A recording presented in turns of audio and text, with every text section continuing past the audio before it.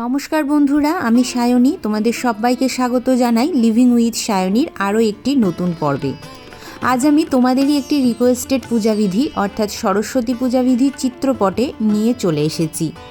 এর আগে আমি মাটির মূর্তিতে কিভাবে সরস্বতী পূজা করতে হয় সেই পূজাবিধিও নিয়ে চলে এসেছিলাম। আর আজ আমি তোমাদের অনুরোধের চিত্রপট দিয়ে কিভাবে অতি সহজ সরলভাবে বাড়িতে পুরোহিত ছাড়া তোমরা পুজো করবে সেই বিধি এবং নিয়ম নিয়ে চলে এসেছি। মাঘ মাসের শুক্ল পঞ্চমী তিথিতে মা সরস্বতীর বন্দনা করা হয়। মা সরস্বতী হলেন বিদ্যার দেবী। মায়ের কৃপায় আমাদের বিদ্যা ও বুদ্ধি লাভ হয়। আজ বন্ধুরা আমি তোমাদেরকে দেখাবো বাড়িতে কিভাবে পুরোহিত ছাড়া মা সরস্বতীর পুজো তোমরা করবে। তার নিয়ম 2026 সালের পূর্ণাঙ্গ সময়সূচি ও বলে দেব ছোট ছোট কিছু নিয়ম যা পালন করলে তোমরা মা সরস্বতীর কৃপা অনায়াসেই পাবে। এছাড়াও বলবো যে বাড়িতে পুরোহিত ছাড়া তোমরা কিভাবে শিশুদের হাতে খড়ি দেবে। তো চলো পূজাবিধি শুরু করা যাক।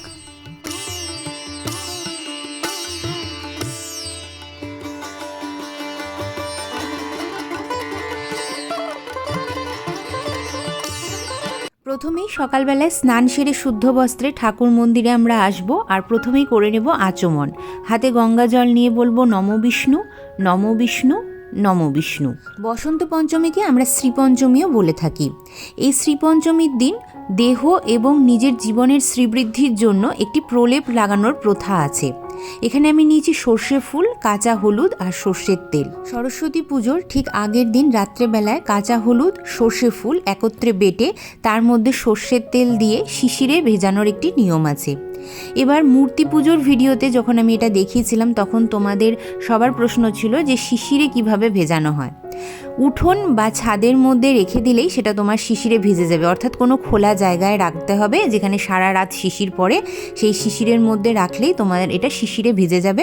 পরের দিন সকালবেলায় উঠে সেই প্রলেপটি গায়ে মাখলে মনে করা হয় যে আমাদের শুধু দেহের শ্রীবৃদ্ধি যে ঘটে তা নয়, আমাদের জীবনেরও শ্রীবৃদ্ধি ঘটাতে এটি সাহায্য করে।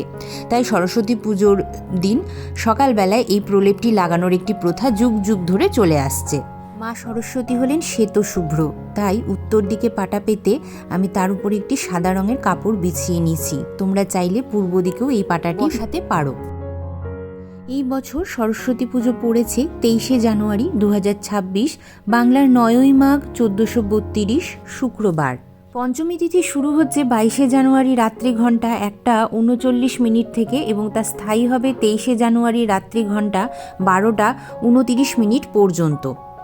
অমৃতযোগ যথাক্রমে পড়েছে দিবা ঘণ্টা 8:31 থেকে 10:44 মধ্যে, আবার দুপুর 12:58 থেকে 2:17 মধ্যে, বিকেল 3:57 থেকে 5:14 মধ্যে, আর রাত 7:08 থেকে 8:51 মধ্যে। পুজোর জায়গায় একটু আলপনা দিয়ে নিয়েছি, গঙ্গা জল ছিটিয়ে আসন শুদ্ধিকরণ করে নিচ্ছি। ফুলের পাপড়ি দিয়ে মায়ের আসন সাজিয়ে দিলাম। চিত্রপটে পূজাবিধি দেখাবো বলেছিলাম প্রথমেই, আর মায়ের চিত্রপটের পাশে দেখো কিছুটা পরিমাণ ময়ূরপুচ্ছ আমি রেখেছি। মায়ের ময়ূরপুচ্ছ অত্যন্ত প্রিয়। ভগবান শ্রীকৃষ্ণ মায়ের পূজা এই প্রথম মর্তধামে শুরু করেন, তাই তার প্রতীক হিসাবে মায়ের পূজার সময় ময়ূরপুচ্ছ তার আসনে রাখা হয়। এই ময়ূরপুচ্ছ পূজার পরে বিদ্যার্থীরা তোমাদের পড়ার টেবিলেও রাখতে পারো। এটি অত্যন্ত শুভ ফল দেয় বলে মনে করা হয় পরীক্ষার রেজাল্টে। গঙ্গা জলের মধ্যে অঘরু আর গোলাপ জল মিশিয়ে মায়ের জন্য স্নানের জল এখানে আমি প্রস্তুত করে নিয়েছি। জয় মা সরস্বতী বলে মায়ের চিত্রপটটি আমি এখানে মুছে নিচ্ছি। মা ব্রহ্মাপত্নী, তাই তার সিঁথিতে আমি একটু সিঁদুর নিবেদন করে দিচ্ছি। মায়ের সাজ শৃঙ্গারের বস্তু হিসাবে আমি এখানে আলতা সিঁদুর নিবেদন করছি। শাঁখা নোয়া পলাতে সিঁদুর লাগিয়ে আমি মায়ের কাছে অর্পণ করে দিলাম। এরপর বিদ্যার্থীরা তোমরা তোমাদের বই কলম সমস্ত কিছু মায়ের কাছে নিবেদন করবে। সব বই খাতাও নিবেদন করতে পারো, আবার যেই সাবজেক্টটা খুব ভারী লাগে সেটাও শুধু দিতে পারো, অথবা যেটা খুব প্রিয় সেই সাবজেক্টও দিতে পারো। এছাড়াও বাদ্যযন্ত্র, ঘুঙুর বা অন্য কোনো কিছু যদি থাকে তোমাদের সেটাও কিন্তু নিবেদন করতে পারো। অগ্নিদেবকে আবাহন করব, কেন কি অগ্নিদেব ছাড়া তো কোনো পূজাবিধি সম্পন্ন হয় না, তাকে তো সব পুজোতে সাক্ষী রাখা উচিত। তাই জন্য একটি প্রদীপ আমি এখানে প্রজ্বলিত করলাম।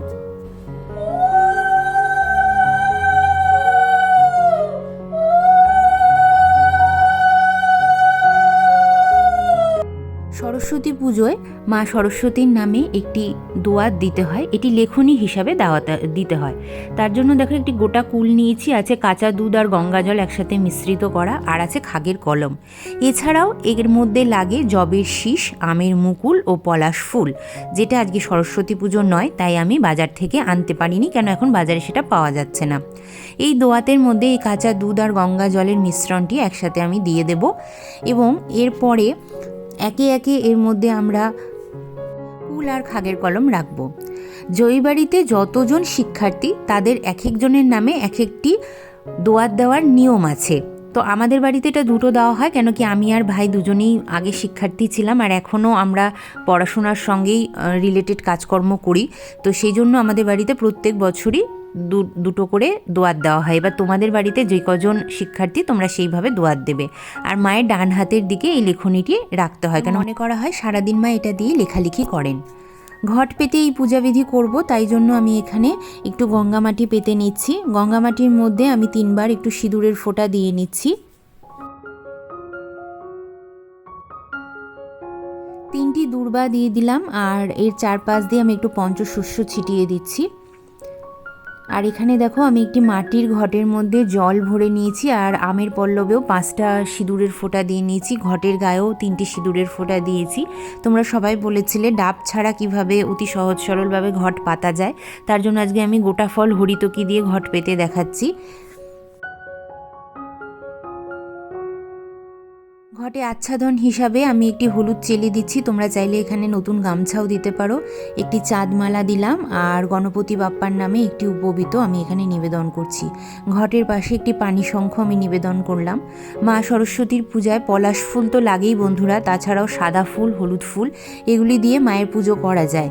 তো আমি আজকে সাদা ফুল আর হলুদ ফুলটাই জোগাড় করেছি, তবে পলাশ ফুলটা যেহেতু এখন পাওয়া যাচ্ছে না, তো সেটা আমি জোগাড় করতে পারিনি। তোমরা যদি কেউ কোনো ফুলই না পাও, তাহলে এই হলুদ রঙের গাঁদা ফুল দিয়েও কিন্তু পূজা সম্পন্ন করতে পারো। এছাড়াও পুজোতে যেগুলো লাগে অর্থাৎ বিল্বপত্র, দূর্বা, এগুলো আমি এখানে জোগাড় করে নিয়েছি। ফুল এমনিতেই শুদ্ধ, তাও একটু গঙ্গা জল ছিটিয়ে আমি শুদ্ধ করে নিচ্ছি, কেন বাজারে কার হাতে কিভাবে যায়। আর শ্বেতচন্দন মায়ের চন্দনের তিলক করার জন্য লাগছে, তো তার জন্য আমি একটু এখানে শ্বেতচন্দনও বেটে নিচ্ছি। শ্বেতচন্দন না পেলে তোমরা একটু হলুদের গুঁড়ো জলে গুলিয়ে মাকে তিলকের বিধি সম্পন্ন করাতে পারো। জয় মা সরস্বতী বলে মায়ের ললাটে আমি 3বার তিলক করে নেব সাদা চন্দনের।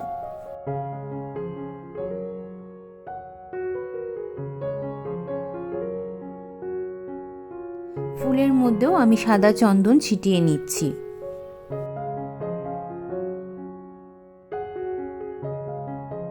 শ্বেতচন্দন সহযোগে একটি মালা আমি মায়ের গলায় পরিয়ে দিচ্ছি।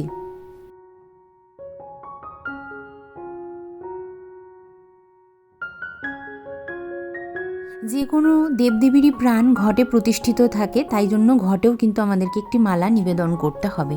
আর এবার তোমরাই দেখে নাও যে মাকে কি অপূর্ব লাগছে সাদা মালাটা পরে।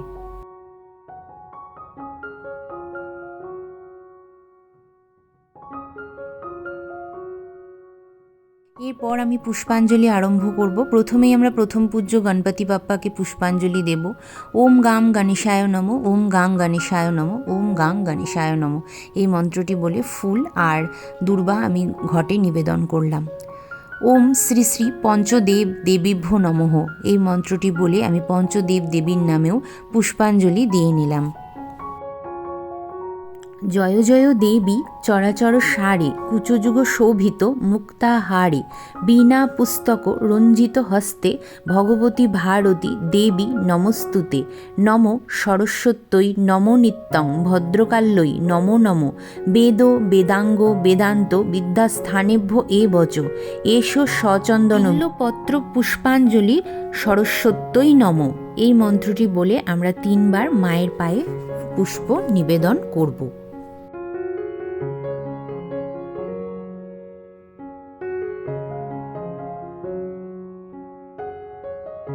নম সরস্বতী মহাভাগে বিদ্যে কমললোচনে বিশ্বরূপে বিশালাক্ষী বিদ্যাং দেহি নমস্তুতে জয় জয় দেবী চরাচর সারে কুচযুগ শোভিত মুক্তাহারে বীণা রঞ্জিত পুস্তক হস্তে ভগবতী ভারতী দেবী নমস্তুতে। এখানে দেখো আমি নিয়েছি একটা স্লেট আর নিয়েছি পেন্সিল। যাদের বাড়িতে একদম ছোট বাচ্চা আছে, যারা হাতেখড়ি করাতে চাইছো, তারা পুরোহিত ছাড়া কিভাবে হাতেখড়ি করাবে এবার আমি সেই নিয়মটি বলবো। পুষ্পাঞ্জলি দেওয়া হয়ে যাওয়ার পরে এরকম একটা নতুন স্লেট আর পেন্সিল নিতে হবে এবং তারপরে আমরা এই স্লেটের মধ্যে প্রথমেই লিখব ওম নম সরস্বতীর সহায়, বা এরকম লেখো ওম শ্রী শ্রী সরস্বত্যই নম। এই কথাটি প্রথমে আমাদেরকে লিখে নিতে হবে। তো দেখো আমি লিখছি ওম শ্রী শ্রী সরস্বতীর সহায়। সাধারণত বাচ্চাদের 2.5 থেকে 3 বছরের মধ্যেই হাতেখড়ি দিয়ে দেওয়াটা উচিত, কেন এখন সব বাচ্চারাই কিন্ডার গার্ডেনে যায়, তো তার আগে আমরা কিন্তু সবাইকে হাতেখড়ি দিয়েই পাঠানোটা উচিত। তো যে সমস্ত বাচ্চাদের এই বয়সটা হয়ে গেছে তারা কিন্তু অবশ্যই হাতেখড়ির ব্যবস্থা করবে। এরকম দেখো প্রথমেই আমি লিখে নিচ্ছি অ আ হ্রস্বই দীর্ঘই, মানে যেটা আমাদের প্রথম স্বরবর্ণের যে শব্দগুলো থাকে। এছাড়াও ABCD লিখে নেবে, কেন এখন বাচ্চারা বেশিরভাগই ইংলিশ মিডিয়ামে যায়। এবং তারপরে 1 2 3 4 এরকম বলে কয়েকটা ডিজিট লিখে নিতে হবে আমাদেরকে। তো দেখো এখানে লেখা হয়ে গেছে আর পুরো স্লেটটা কিন্তু তৈরি হয়ে গেছে। বাচ্চাকে কোলে বসিয়ে এই অ আ ক খ ABCD এবং 1 2 3 4 একবার করে হাত বুলিয়ে নিতে বলবে।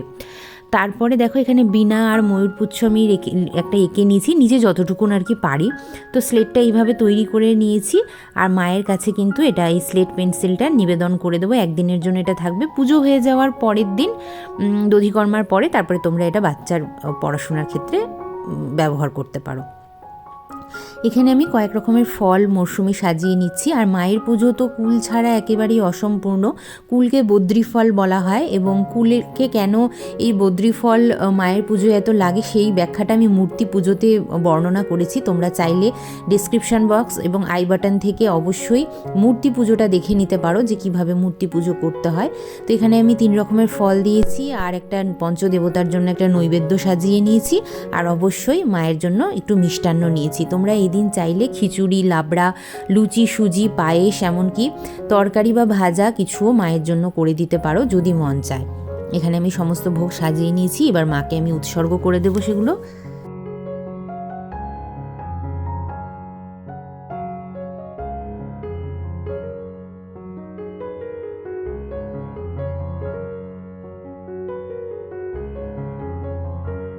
মায়ের ভোগ আমি পুষ্প দিয়ে নিবেদন করছি, তবে তোমরা চাইলে এখানে কিন্তু তুলসীপত্র দিয়েও ভোগ নিবেদন করতে পারো।